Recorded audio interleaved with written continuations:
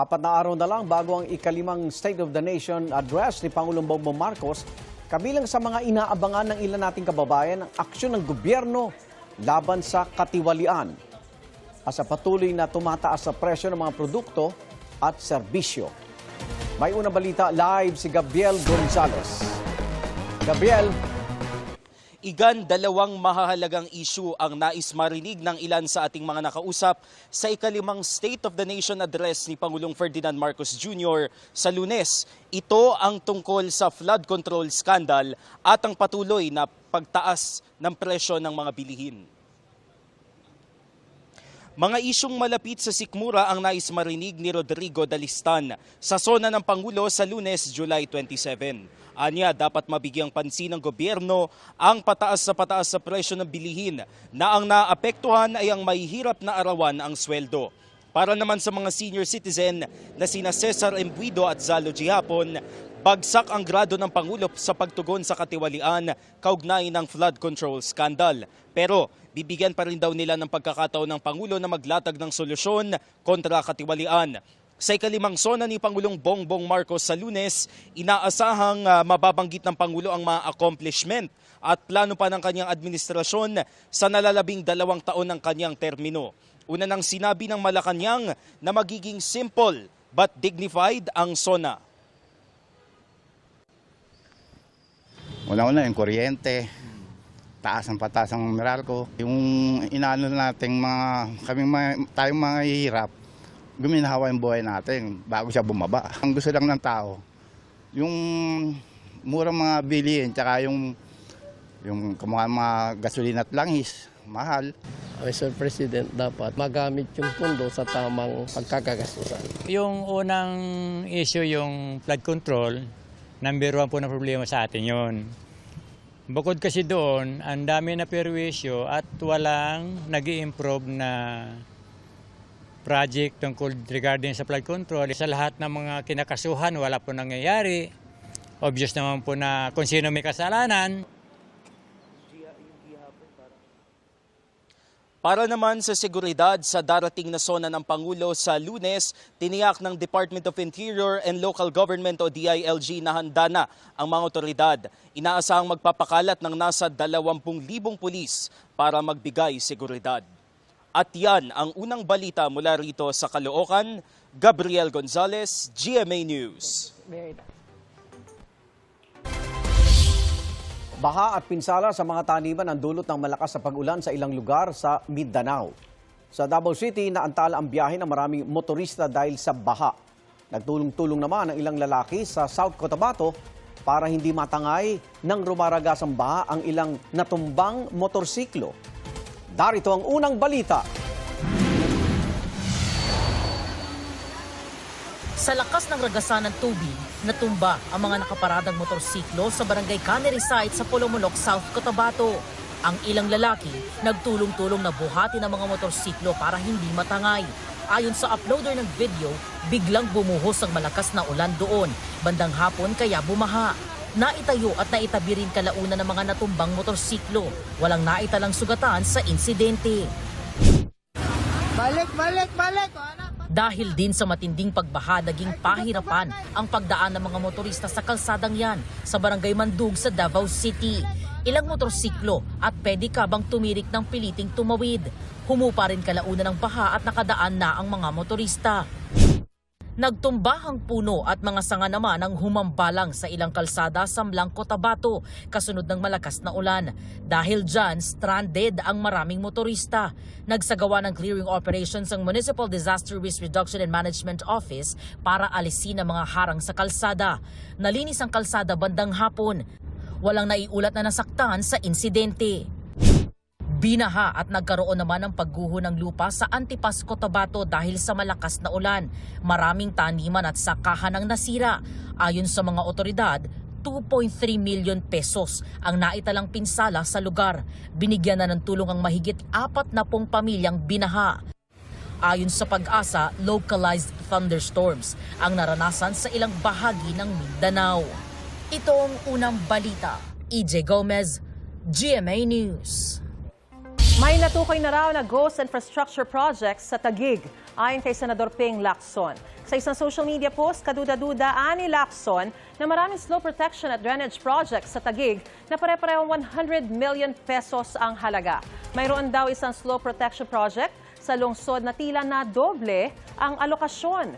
Ayon kay Lacson, 2.385 billion pesos ang halaga ng tila pare-parehong proyekto. Kasama raw ito sa 6.79 billion pesos na insertions umano ni Senador Alan Peter Cayetano sa 2025 budget. Welta naman ni Cayetano, bakit Taguig lang ang tinitignan ni Lacson? Dapat din daw niyang imbestigahan ang iba pang lugar. Nauna nang sinabi ng National Bureau of Investigation at Department of Public Works and Highways na iimbestigahan nila ang mga natuklasan ni Lacson. Sinabi rin ni Senate Blue Ribbon Committee Chairman Erwin Tulfo na pinaiimbestigahan ng kapatid ni Senador Cayetano na si Lino Cayetano ang flood control project sa Taguig mula 2022 hanggang 2025.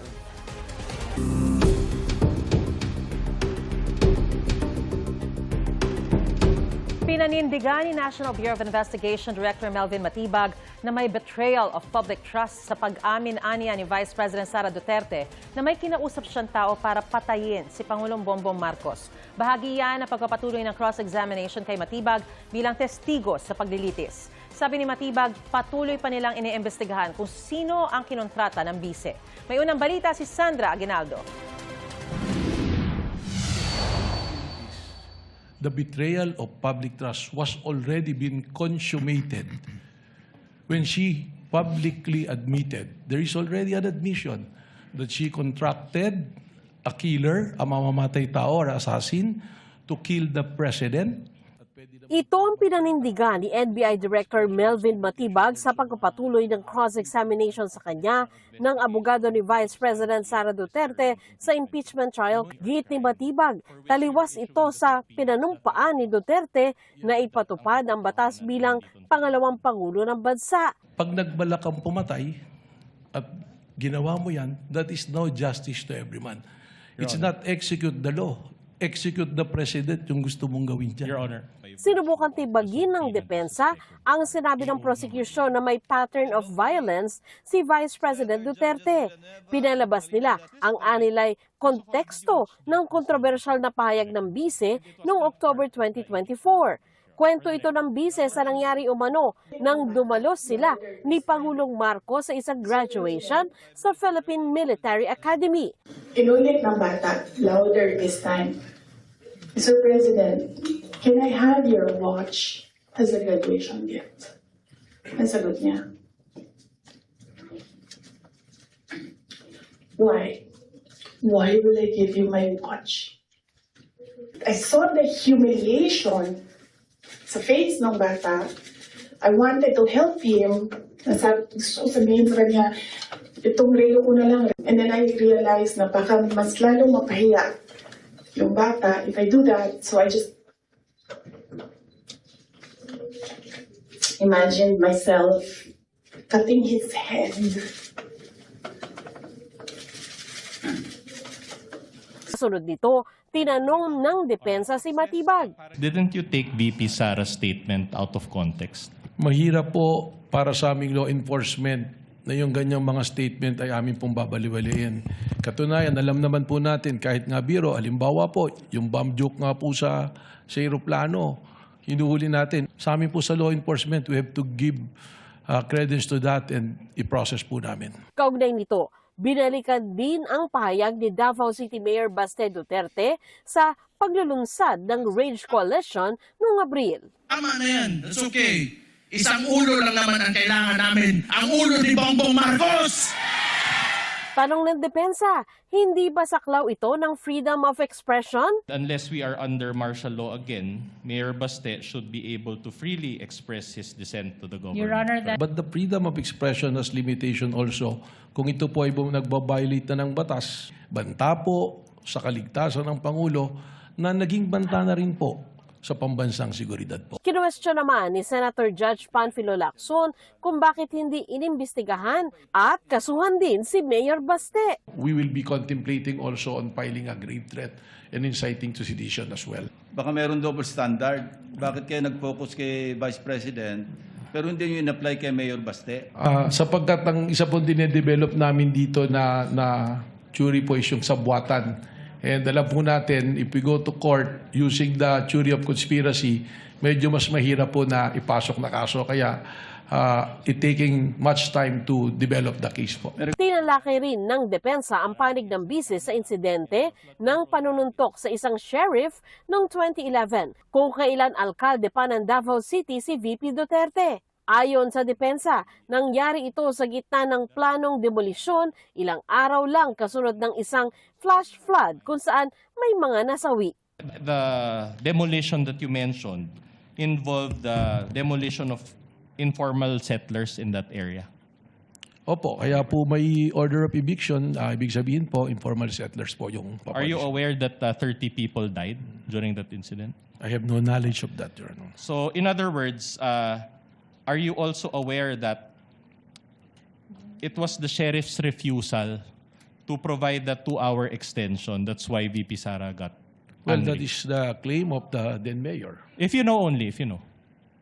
I have no You knowledge have of no that. knowledge. All right. Binalikan din ng depensa ang affidavit ng nagpakilalang Davao Death Squad hitman na si Arturo Las Cañas na witness din laban kay dating Pangulong Rodrigo Duterte sa kanyang kasong crimes against humanity sa ICC. Ayon kasi sa NBI, ginamit nilang open source intel ang sinabi umano ni Las Cañas na may kinalaman ang bise sa extrajudicial killing noong alkalde siya ng Davao. Without verification, you decided to believe the contents of the document that you obtained? Isinama lamang namin po ito, isa dun sa mga factors na sinasabi po natin, yung pattern of violence na tinatawag. At doon po, doon sa paragraph 270, sinasabi nga po na may kinalaman sa extrajudicial killing si dating Mayor Sara Duterte at in fact, sabi pa nga niya, huwag nyo nang barilin, kidnapin nyo na lang. Did you decide to believe the contents of the document without verifying it with Las Cañas? Yun nga po yung sagot po, hindi Yes. kaagad. Kaya po ikinikwento ko nga kung paano po namin nagamit yun. Alright. Pero may question ng depensa kaugnay sa umano'y kaso ni Las Cañas. This is the same Las Cañas who was charged by the Senate panel led by then Senator and still Senator Panfilo Lacson with a recommendation for perjury. Is he not? Hindi ko po nabalitaan yung kung sinarge siya ng perjury. You mentioned na pinapaniwalaan niyo na siya ngayon as clarified by the chair. So are you saying that pinapaliwanaan niyo na ngayon without issuing a subpoena to Las Cañas and verifying it? Hindi po nag-issue ng subpoena kay Las Cañas, pero meron pong naging verification process. May nilinaw naman si Lacson. Pero gusto ko lang i-correct na hindi ako nag-file ng perjury. Binusisi rin ang pahayag ni Matibag na patuloy ang investigasyon nila sa mga persons of interest na posibleng makapagturo kung sino ang kontratistang assassin ng bise. Paano pala ho ninyo ito natalisod o natunto ng impormasyong ito? Gayong sa kanya pong press con, wala naman pong siyang sinabi kung sino mga taong ito. Ay nagre-rely po kami sa iba't ibang intelligence report. At lumalabas po rito, alam natin yung kasaysayan, malawak po ang kanyang tinatawag na connection. Nakadevelop po ito ng mga relasyon. Unang-una na sa mga men in uniform, Vice President Sara sa security group at yung pong mga Davao Death Squad. So tiningnan po natin at tiningnan by process of elimination yung mga tao po na maaaring dun nang galing or maaaring nakakaalam. Kasama ba sila sa persons of interest, itong Vice President Security Group? Paano sila nagiging persons of interest na merong potentially manggaling sa kanila itong pagkukontrata? Yun po yung precisely the reason na ayaw po natin na yung term na tinatawag na masunog yung atin pong lead na kinukuha. Yung nakausap nyo is hindi pa actual na nakontrata? Hindi po natin masiguro doon po sa natitirang numero, meron pong personalidad na kasama ron. Dagdag na tanong ni Presiding Officer Chis Escudero kay Matibag, may bayad bang kapalit ang pagkontrata kung meron man? Tumbukin ko na po yung mga punto ko. Sa inyong investigasyon, may bayad po ba yung kinausap ni VP Sara para patayin? Di umano ang Pangulo, may bayad po ba yun o libre? That is the part of the investigation po that we have to establish po. Ito ang unang balita. Sandra Aguinaldo, GMA News.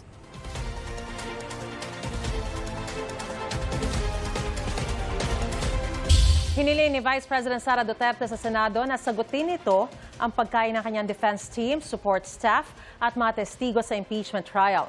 Batay sa isang liham mula sa Office of the Vice President at pirmado ng bise at naka-address kay Senate President Win Gatchalian, dapat daw magmula ang mga pagkain at inumin sa accredited caterer ng OVP. I-serve din daw dapat ito sa designated holding room ng defense team sa Senado. Ang hiling ng bise para raw matiyak ang seguridad at kaligtasan ng kanyang team. Base sa dokumento, natanggap ng opisina ni Gatchalian ang liham.